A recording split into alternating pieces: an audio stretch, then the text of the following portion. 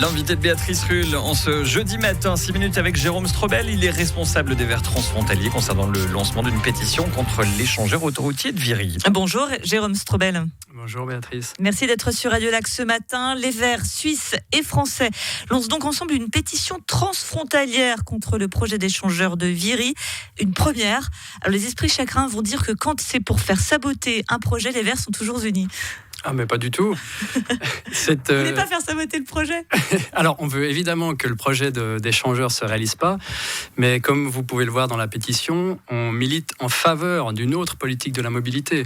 Donc c'est pas une vision chagrine de l'agglomération, c'est vraiment la volonté de développer autre chose, de développer la mobilité durable, de développer les transports publics, de développer la mobilité douce et surtout de renforcer la qualité de vie et de réduire l'engorgement des villages des deux côtés de la frontière, parce que si on construit un échangeur autoroutier, bien sûr, c'est dans un premier temps Soral qui va être menacé parce qu'il est à ses portes, mais c'est aussi créer les conditions pour plus de trafic demain, c'est encore s'ancrer plus dans la culture du tout-voiture, et ça veut dire, ces voitures, elles viennent bien de quelque part, et c'est des villages français qui vont être eux aussi impactés par un projet qui va dans ce sens-là. Et si on veut moins de voitures, mais que ces personnes puissent aussi se déplacer, il leur faut un autre moyen de transport. Or, actuellement, là-bas, on le sait, il y a un manque de P+R, il n'y a pas de Léman Express, on a quasiment que la voiture pour se déplacer.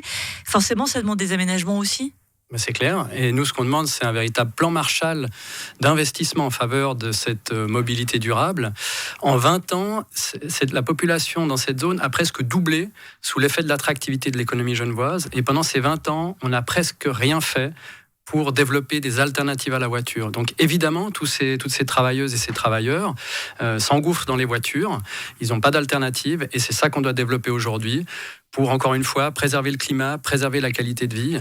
Je pense que c'est important de rappeler que les engagements climatiques du Grand Genève sont importants. On vient de signer il y a quelques semaines la charte pour la transition écologique du Grand Genève. Donc c'est l'ensemble des partenaires de l'agglomération, y compris le département de la Haute-Savoie, qui l'ont signé et qui s'engagent pour une décarbonation complète de l'économie en 2050 et une réduction de 60% des émissions de CO2 en 2030. C'est donc du pipeau, cette déclaration.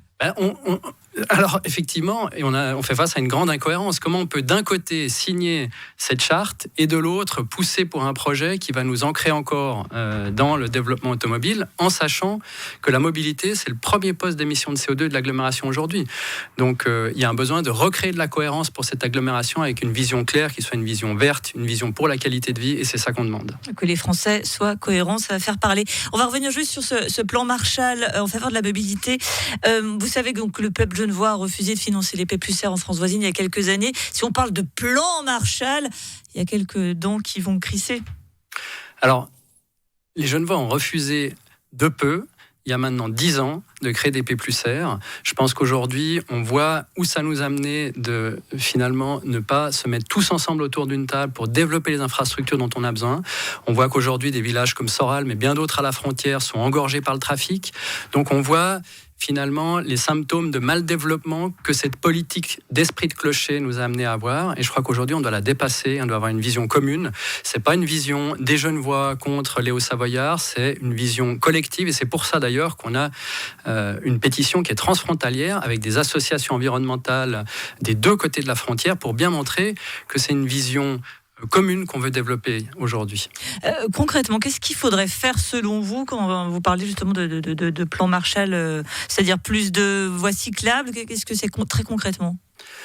Il faut avoir une vision à long terme pour cette région. La vision à long terme pour cette région, c'est de développer le rail. Donc ça veut dire qu'il faut réhabiliter les gares qui sont désaffectées, comme la gare de Viry. C'est un projet, ça, hein? Ça, c'est pas un petit projet, absolument. Il faut que la ligne du Pied du Salève soit connectée au Léman Express. Ça, c'est une vision de long terme. Mais à très court terme, on peut développer des lignes de bus transfrontalières performantes qui permettent d'aller chercher les gens dans ces villages et leur permettent d'atteindre le centre-ville et le canton autrement qu'en voiture. Et il faut développer les pistes cyclables. Moi, personnellement, je viens en vélo au centre-ville de Genève, mais c'est parce que j'habite juste à côté de la frontière et que je peux me connecter directement aux pistes cyclables genevoises. Si on habite quelques kilomètres plus loin, on peut pas le faire parce qu'il n'existe aucune infrastructure infrastructures. Il y a beaucoup de gens qui veulent utiliser ce moyen de transport. Je pense qu'il faut leur laisser la possibilité et investir dans ces solutions d'avenir. Quand on regarde plus globalement, on voit côté France, donc il y a cet échangeur autoroutier à Viry qui fait beaucoup parler. Il y a également une autoroute Machy-Thonon qui fait aussi beaucoup parler. Pendant ce temps, ici à Genève, nous on parle de péage urbain, de zone à 30 km/h. On voit clairement qu'on a deux visions là entre Genève et France voisine en ce qui concerne la mobilité. Oui, je crois que ce projet sur l'échangeur autoroutier, c'est une illustration de certaines incohérences auxquelles on fait face aujourd'hui, de certaines difficultés au niveau de l'agglomération à dégager dans la pratique un projet commun. Et je crois qu'il faut que ça change. Il faut que le fruit collectif de notre prospérité soit mis au service d'une vision commune, d'une vision d'avenir. Parce que là, on voit bien chacun fait. En l'occurrence, la France fait clairement ce qu'elle veut dans son coin. Ce qui peut s'entendre aussi, ce sont deux pays différents. Bon, la France est souveraine, donc si elle veut construire cet échangeur, quelque part, le Conseil d'État, à qui on a posé la question autour de ce projet et qui a répondu la semaine passée, nous a bien dit qu'il était opposé à ce projet, mais il nous fait aussi savoir qu'il lui est difficile en tant que tel de l'empêcher.